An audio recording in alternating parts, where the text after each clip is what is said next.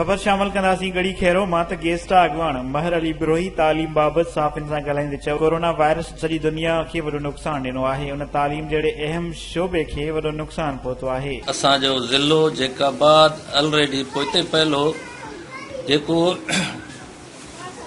February जे महीने खां school बंदि थिया आहिनि ऐं बंदि थियण जे करे असांजो तालीम असांजो ॿारनि जो तालीम तबाह थी चुको आहे। हिन वधीक चयो त ॿार घरनि में 90% गैर महफ़ूज़ आहिनि छो त ॿार घरनि में नथा वेहनि घटियुनि गिलनि ऐं बाज़ारनि में घुमंदा वतन था ऐं न वरी SOPs ते अमल करे रहिया आहिनि। उन करे ॿार गैर महफ़ूज़ आहिनि। हिन वधीक चयो त गवर्नमेंट खे स्कूल ॿारनि लाइ मास्क सैनिटाइज़र साबुण ऐं पाणीअ जो बंदोबस्त करे स्कूल खोलिया वञनि त जीअं शागिर्दनि जी तालीम सां गॾोगॾु सिहत बि मुतासिर न थिए ऐं ॿारनि जो बहितर मुस्तक़बिल बणिजी सघे।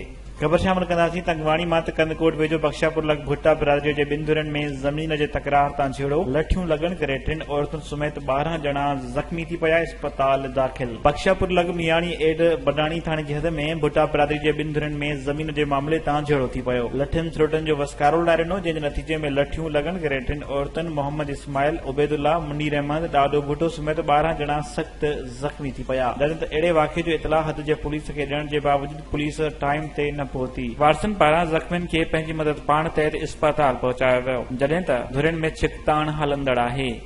खबर शामिल कंदासीं मटियारी मां कबीर प्रेस क्लब में शिदात कुट जे नवाब अली शेख ऐं मोहम्मद अली शेख स्वीपर पारां टाउन चेयरमैन वारा जे ख़िलाफ़ 36 महीननि जी पघार न मिलण करे एहतजाज कयो। टाउन कमेटी वारा जे सरकारी मुलाज़िमनि 2 स्वीपर खे टाउन चेयरमैन बिना जवाब 36 महीननि जी पघार बंदि करे नौकरीअ तां बरतरफ़ करे छॾियो।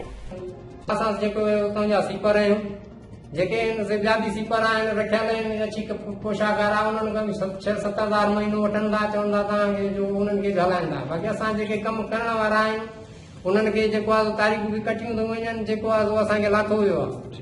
हिननि जो वधीक चवणो हो त जॾहिं असां चेयरमैन साहब खे चयो त असां नेब में वेंदासीं त टाउन जे कुझु मुलाज़िमनि चयो त असां हर महीने नेब खे 3 लख रिश्वत ॾींदा आहियूं असांखे नेब कुझु बि कान कंदी। हिननि वस वारनि खां मुतालबो कयो त असांखे असांजी पघार ॾिनी वञे असांखे वापसि बहाल कयो वञे। वधीक ख़बरुनि ऐं न्यूज़ अपडेट्स लाइ ॾिसंदा रहो फास्ट न्यूज़।